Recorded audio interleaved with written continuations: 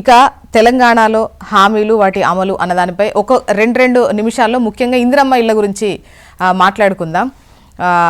బాలరాజు గారు చెప్పండి.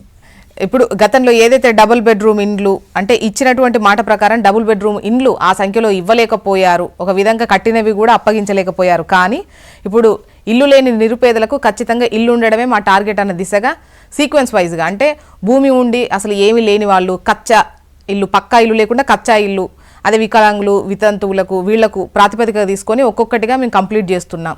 ఇప్పుడు అందుబాటులో కూడా రాబోతున్నాయి ఇండ్లు, స్టార్ట్ చేయబోతున్నారు రేపు.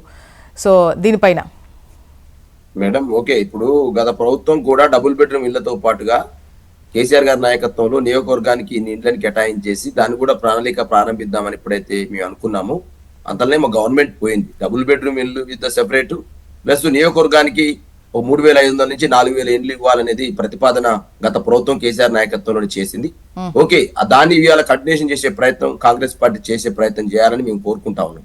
అదేవిధంగా నిరుపేదలు ఎవరైతే ఉన్నారో ఏ ప్రభుత్వం అయినా పేదల కోసం ప్రజల కోసం పనిచేసేది.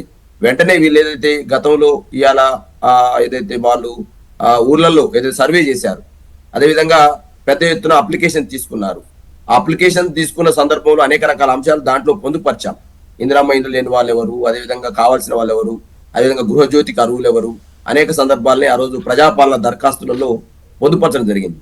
కానీ ఇంతవరకు కూడా మరి ఓన్లీ పొందుపరిచిన ఏదైతే ప్రజాపాలన దరఖాస్తులకు సంబంధించి వివరాలు కానీ ఇంతవరకు కూడా రాలేదు.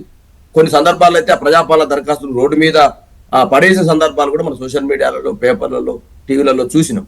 ఏదేమైనప్పటికీ ప్రభుత్వం చిత్తశుద్ధితోటి ఏదైతే మీరు ఇచ్చిన హామీలు ఏదైతే ఉందో ఇందిరమ్మ ఇండ్లు కావచ్చు, అదేవిధంగా 6 గ్యారెంటీలో ప్రధానమైన సమస్య ఇది.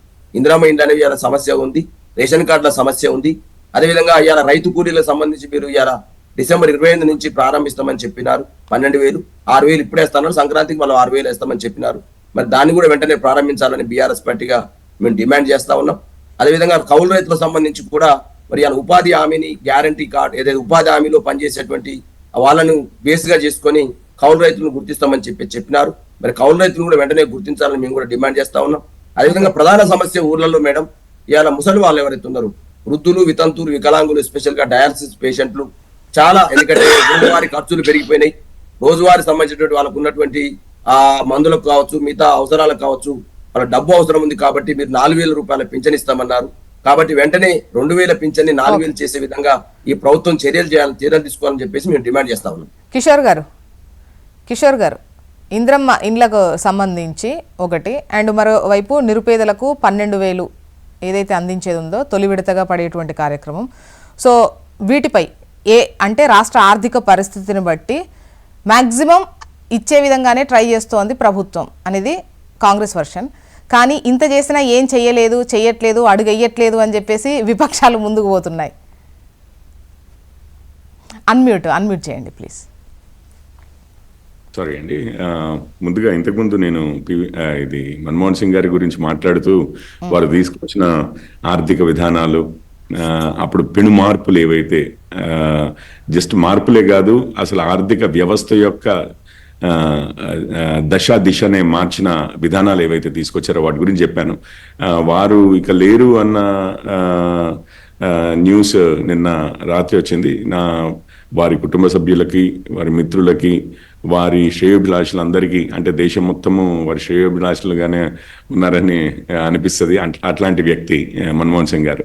సో అందరికీ ప్రగాఢ సానుభూతి.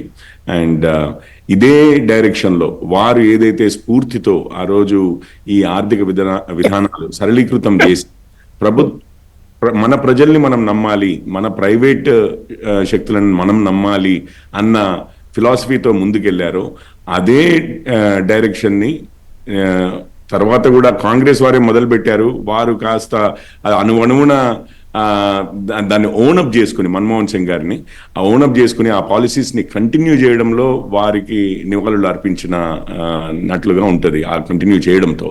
సో అది నేను ఆశిస్తున్నానండి. దాని తర్వాత ఇప్పుడు మీకు మనందరికీ తెలిసిందే, దేశం మొత్తంలో ప్రధానమంత్రి ఆవాస్ యోజన కింద 3 కోట్ల ఇండ్లకు పైగా కట్టేశారు ఆల్రెడీ. అది అర్బన్, రూరల్ అని చెప్పేసి గ్రామీణ ప్రాంతాల్లోనూ పట్టణ ప్రాంతాల్లోనూ ఈ కోట్ల ఇండ్లు కట్టి పేదలకు అప్పజెప్పడం జరిగింది. మన పక్క రాష్ట్రమైన ఆంధ్రప్రదేశ్లోనూ ఇటు బీజేపీతో ఎప్పుడు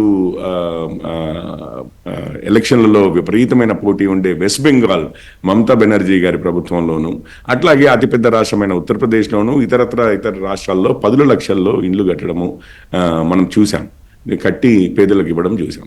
మన రాష్ట్రంలో ఎందుకో కానీ మనది ధనవంతమైన రాష్ట్రము అని చెప్పి మనము మన ప్రభుత్వాలు భావించి మనకు ఈ ఇండ్లు కాదు పెద్దవి కడతాము లేకపోతే ఇంకా ఎక్కువ కడతాము అనాల్సింది పోయి అసలు మన రాష్ట్రంలో దేశం మొత్తంలో కన్నా అతి తక్కువ పేదలకు ఇండ్లు కట్టడం జరిగింది మన తెలంగాణ ఏర్పడిన దగ్గర నుంచి. ఈ రోజుకి కూడా అవి ఇందిరమ్మ ఇండ్లే అనండి, మీరు పిఎం ఆవాస్ యోజన అనండి, ఏమైనా అనండి, కానీ తెలంగాణ ఏర్పడిన తర్వాత అసలు కట్టడమే తక్కువ కట్టారు, కట్టినవి ప్రజలకు పంచిపెట్టలేదు. ఈ రోజు కూడా కాంగ్రెస్ ప్రభుత్వం వచ్చే సంవత్సరం జరిగినా కానీ అందులో కూడా మీకు చూస్తున్నారు పెద్దగా ప్రోగ్రెస్ కనపడలేదు ఇప్పటివరకు. అయితే వారు ఒకవేళ చేయగలిగి లక్షల్లో ఇళ్ళు కట్టి ప్రజలకు ఇవ్వగలిగితే ఆ రోజు ఇచ్చిన రోజు మాత్రం తప్పనిసరిగా మేము కూడా వారిని కొనియాడుతాము. కానీ పరిస్థితి మాత్రము 11 సంవత్సరాలు అయిపోయింది, 11 సంవత్సరాలు అయిపోయింది దాదాపు మన తెలంగాణ వచ్చి. ఇరు ప్రభుత్వాల చేతిలో కూడా పేదలకు మాత్రము ఒక గూడు దొరికే అవకాశము కనిపించట్లేదు, ఇప్పటివరకు అయితే కనిపించలేదు. అది కొంచెము మన దురదృష్టం. కాంగ్రెస్ వచ్చి 1 year అయింది వాళ్ళకి. అవునండి, 1 year అయింది. 1 year లో కూడా ఇప్పుడు 5 సంవత్సరాల్లో మనము కొన్ని లక్షలు కట్టాల్సినవి ఉన్నాయంటే ఈ రోజుకి కూడా అసలు ఆవాస్ యోజన కింద అసలు ఎన్ని ప్రపోజ్ చేశారు, ఎన్ని కడతామంటున్నారు, ఏమి పోనీ ఎప్పుడు అంటూ ఉంటారు కాంగ్రెస్ వారు మనకు కేంద్ర మంత్రులు 2 ఉన్నారు అని చెప్పి. మీకు ఆవాస్ యోజనలో ఒక 10 లక్షల ఇండ్లు కడతారా మన రాష్ట్రంలో చెప్పండి. అంటే ఈ పిఎం ఆవాస్ యోజన కింద అంటే వాళ్ళ పేరు వేయడానికి కానీ మేము ఏం భేషజాలకు పోము, ఖచ్చితంగా వాళ్ళు సాయం చేస్తే దానికి సంబంధించి ఆవాస్ అని అనౌన్స్మెంట్ ఇచ్చినట్టున్నారు. మంచిది, అనౌన్స్మెంట్ ఇవ్వడమే కాదు అసలు మన ప్రణాళిక ఒకటి తయారు చేసి, మరి కిషన్ రెడ్డి గారు ఉన్నారు, సంజయ్ గారు ఉన్నారు, కేంద్రంలో మంత్రులు ఉన్నారు, బీజేపీలో మేము కూడా చాలా ఈగర్గా మన తెలంగాణ రాష్ట్ర పేద ప్రజల కోసం ఈ విషయంలో ప్రధానమంత్రి ఆవాస్ యోజన కింద ఇక 12,000 అన్నారు. అది మీరు అనడం ఏంటంటే ఈ రైతు కూలీలకి అంటే రైతులకేమో సంవత్సరానికి 15,000, కౌలు రైతులకు 15,000 ప్రతి ఎకరానికి, కానీ సంవత్సరానికి 12,000 రైతు కూలీలకు అని చెప్పారు. అది ఇంతవరకు విధి విధానాలు ఏమైనా చర్చించారా లేదా? పేదలందరికీ 12,000 అని అంటే బిలో ఇప్పుడు తెల్ల రేషన్ కార్డు ఉన్న కుటుంబాలన్నిటికీ అందరికీ కూడా 12,000 వస్తాయా? అసలు ఎటువంటి విధానాలు ఇంకా చరణ్ గారు అనౌన్స్మెంట్లు ఉంటున్నాయి కానీ విధి విధానాలు కానీ ఎప్పుడు పడతాయి, ఎవరికి పడతాయి ఏంటి అన్నటువంటి క్లారిటీ లేకుండా ఉంటుంది సిచ్యువేషన్. వస్తాయి, పండగకు వస్తాయి, లేదంటే రేపు 28కే వస్తాయి అన్నటువంటి అనౌన్స్మెంట్లు అయితే కనిపిస్తున్నాయి. కాకపోతే విధి విధానాల రూపకల్పన లేకుండా ఎవరికి వేస్తారు, ఎంత వేస్తారు, ఎప్పుడు వేస్తారు అనేదే క్వశ్చన్. మేడం ఇక్కడ పెండింగ్ ఇళ్ల పూర్తి చేయడానికి 1,800 కోట్ల రూపాయలు అవసరం వస్తుందని చెప్పేసి రాష్ట్ర ప్రభుత్వం ఆల్రెడీ రివ్యూ చేసి ఒక అంచనాకు వచ్చారు. మంజూరు చేసినటువంటి ఇళ్లు 2,73,000 ఇళ్లకు మొత్తం 12,000 కోట్లు అవసరం అవుతాయని చెప్పేసి గత ప్రభుత్వం అంచనా వేసింది. ఇందులో 2,30,000 ఇండ్లకు నిర్మాణం ప్రారంభించగా ఇప్పటి వరకు 9,000 కోట్ల రూపాయలు మాత్రమే ఖర్చు చేశారు. వీటిలో 1,60,000 ఇళ్లు మాత్రమే పూర్తయి, మిగతా ఇళ్లను పూర్తి చేయాలంటే ఇంకా 1,833 కోట్ల రూపాయలు అవసరం అవుతాయని చెప్పేసి ప్రభుత్వం అంచనా వేసింది. పిఎం ఆవాస్ యోజన స్కీమ్ కింద కేంద్రం నుంచి 2,178 కోట్లు రావాల్సి ఉండగా ఇప్పటి వరకు 1,605 కోట్లు వచ్చాయి. ఇంకా 573 కోట్లు రావాల్సి ఉందని చెప్పేసి అధికారులు తమ రిపోర్ట్ లో ప్రస్తావించారు. చాలా స్పష్టంగా, అంటే ప్రభుత్వము ఒట్టిగా మాటలు చెప్తలేరు, ఇక్కడ చాలా స్పష్టంగా ఎంత కేంద్రం నుంచి రావాలా, ఎన్ని చేశారు. అదే కాకుండా 8 జిల్లాలు 30% లోపే పూర్తయినాయి. కొన్ని జిల్లాలు అసలు ఆనాడు డబుల్ బెడ్రూమ్ కూడా ప్రారంభించలేదు. కాబట్టి డబుల్ బెడ్రూమ్ అన్ని కూడా పూర్తి చేయాలంటే 1,800 కోట్ల రూపాయలు అవసరమైతే అని చెప్పేసి ప్రభుత్వం భావించి అందులో 576 కోట్ల రూపాయలు కేంద్రం నుంచి రావాల్సింది. మిగతాయి కూడా రాష్ట్ర ప్రభుత్వం ఖర్చు పెట్టి అవన్నీ పూర్తి చేసే ప్రయత్నాల భాగంగా అధికారులంతా కూడా ఎప్పటికప్పుడు రివ్యూలు నిర్వహిస్తా ఉన్నారు. కాబట్టి ప్రజా ప్రభుత్వంలో అదేవిధంగా రైతు కూలీలకు ఇస్తానటువంటి 12,000 రూపాయలు కావచ్చు, అదేవిధంగా రైతు భరోసా సాయం కావచ్చు, ఖచ్చితంగా ప్రభుత్వం ఆల్రెడీ ఒక అంచనాకు వచ్చింది. ఆల్రెడీ దాని మీద సబ్ కమిటీ కూడా ఏర్పాటు చేశారు. ఇప్పటికే అంటే ప్రజల్లో అంటే ఇండ్ల గురించి కావచ్చు, ఈ నిరుపేదలకు ఇచ్చే 12,000 గురించి కావచ్చు, రైతు భరోసా కావచ్చు, అండ్ దాంతో పాటు కౌలు రైతులకు కూడా వాళ్ళు కూడా ఎక్స్పెక్ట్ చేస్తున్నారు ఏదైనా అనౌన్స్మెంట్ మాకు కూడా ఉంటుందేమో అని చెప్పేసి. సో వీటికి సంబంధించి జనాలకు క్లారిటీ వస్తే ఇంత కన్ఫ్యూజన్ ఉండదు.